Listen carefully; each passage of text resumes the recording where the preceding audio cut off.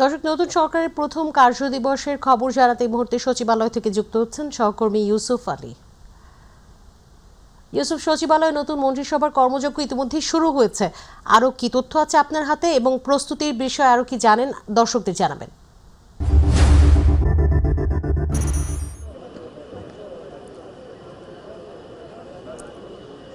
আপনি জানেন যে বিএনপির চেয়ারম্যান তারেক রহমানের নেতৃত্বে গতকাল শপথ নেয়ার পর নতুন সরকার আজকে সচিবালয়ে অফিস করা শুরু করেছেন। ইতিমধ্যে কিন্তু সচিবালয়ে বিএনপি চেয়ারম্যান তারেক রহমান এবং যিনি প্রধানমন্ত্রী হিসেবে শপথ নিয়েছেন তিনি সচিবালয়ে আজকে প্রথম অফিস করেছেন এবং অন্যান্য যেসব মন্ত্রণালয়ের মন্ত্রীরা রয়েছেন তারা কিন্তু আজকে সকালে অফিস করেছেন এবং গণমাধ্যমের সঙ্গে তারা কথা বলেছেন। কিছুক্ষণের মধ্যেই তারেক রহমানের নেতৃত্বে আজকে মন্ত্রিসভার প্রথম বৈঠক অনুষ্ঠিত হওয়ার কথা রয়েছে। আমার পেছনে যে বিল্ডিংটি আপনি দেখতে পাচ্ছেন এই ভবনটিতেই প্রধানমন্ত্রী তারেক রহমানের কার্যালয়। তিনি এই কার্যালয়টিতেই তিনি আজকে মন্ত্রিসভার সদস্যদের সঙ্গে তিনি বৈঠক করবেন। সকাল থেকে মন্ত্রীরা নিজ নিজ কার্যালয়ে প্রবেশ করে তারা গণমাধ্যম কর্মীদের সঙ্গে কথা বলেছেন। তারা বলেছেন যে তাদের যেটি মূল লক্ষ্য সেটি হচ্ছে তারা যে জনগণকে যে ওয়াদা দিয়েছে সেই ওয়াদা তারা পালন করাই হচ্ছে তাদের মূল লক্ষ্য এবং চ্যালেঞ্জ। এবং বিভিন্ন মন্ত্রণালয়ে যারা দায়িত্বপ্রাপ্ত মন্ত্রী রয়েছেন তারা বলেছেন যে তাদের নিজ নিজ যে কর্মকাণ্ড সেগুলোকে তারা গতিশীল করবেন এবং কিছু কিছু কর্মকাণ্ড বিতর্কিত হয়েছে সেই বিতর্কিত কর্মকাণ্ডগুলিকে তারা পরিত্যাগ করে যাতে আগামী দিনের একটি সুখী সমৃদ্ধ বাংলাদেশ গঠন করা যায় সেই লক্ষ্যে তারা কাজ করে যাবেন। এবং বেশ কিছু বিষয়ে নির্বাচনের আগে বিএনপি জনগণকে ওয়াদা দিয়েছিল যে কাজগুলো করার জন্য, সেই কাজগুলো তারা করবে। বিশেষ করে ফ্যামিলি কার্ড, কৃষি কার্ড, এই বিষয়গুলোর উপর তারা গুরুত্ব দিয়েছেন। এছাড়া পরিবেশ মন্ত্রণালয়ের দায়িত্বে যিনি নিয়োজিত তিনি বলেছেন যে পরিবেশটি আসলে শুধুমাত্র বাংলাদেশ নয়, সামগ্রিক অর্থে সারা বিশ্বেই পরিবেশের উন্নয়ন করা দরকার। সেটি তিনি প্রধানমন্ত্রীর সঙ্গে আলোচনা করে এবং বিএনপির যে মন্ত্রী পরিষদের যে অভিজ্ঞ সদস্যরা রয়েছেন তাদের সঙ্গে আলাপ আলোচনা করে উদ্যোগ নেওয়া হবে।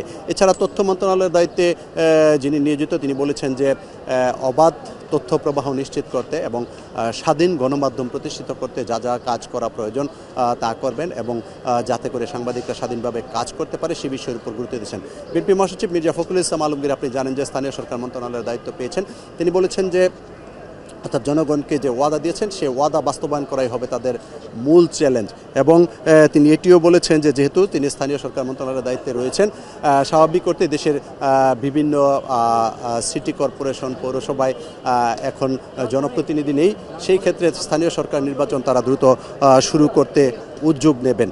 এছাড়া স্বরাষ্ট্র মন্ত্রণালয়ের দায়িত্ব পেয়েছেন বিএনপি স্থায়ী কমিটির সদস্য সালাউদ্দিন আহমেদ। তিনি বলেছেন দেশের আইনশৃঙ্খলা পরিস্থিতি উন্নয়নের জন্য যা প্রয়োজন, অর্থাৎ দেশের মানুষ যাতে শান্তিতে বসবাস করতে পারে, নিরাপদে ঘর থেকে বের হয়ে যাতে তারা ঘরে যেতে পারে, সেই জন্য তারা উদ্যোগ নেবেন যাতে করে আইনশৃঙ্খলা পরিস্থিতির অবনতি না হয়। তবে অনেক বিচ্ছিন্ন ঘটনা ঘটতে পারে, সেগুলোকে তারা পর্যায়ক্রমে সেগুলোর দিকে ফলো করবেন এবং যাতে এরকম ঘটনা না ঘটে সেই দিকে তারা দৃষ্টি দিবেন। বিগত সময়ে আইনশৃঙ্খলা পরিস্থিতির যে অবনতি ছিল সেটি যাতে এই সরকারের আমলে না হয় সেটি তারা বলেছেন। তবে এখন প্রধানমন্ত্রী তারেক রহমানের সভাপতিত্বে এখানে বৈঠক শুরু হয়েছে। এই বৈঠকের পর আসলে জানা যাবে তিনি কি বলেছেন। আজকে যেহেতু প্রথম বৈঠক, হয়তো প্রধানমন্ত্রী তারেক রহমান এই বৈঠকে তিনি কথা বলবেন, তার যে ভিশন সেটি নিয়ে কথা বলবেন, কিংবা তাদের যে এই নতুন মন্ত্রিসভার যে কর্মযজ্ঞ সেটা কিভাবে তারা শুরু করবেন এবং কোন পরিকল্পনা নিয়ে আগাবেন সে বিষয়ে হয়তো মন্ত্রী পরিষদের সদস্যদের সঙ্গে কথা বলে পরামর্শ করবেন, একটি দিক নির্দেশনা দেবেন যাতে করে দেশের মানুষ যে লক্ষ্য নিয়ে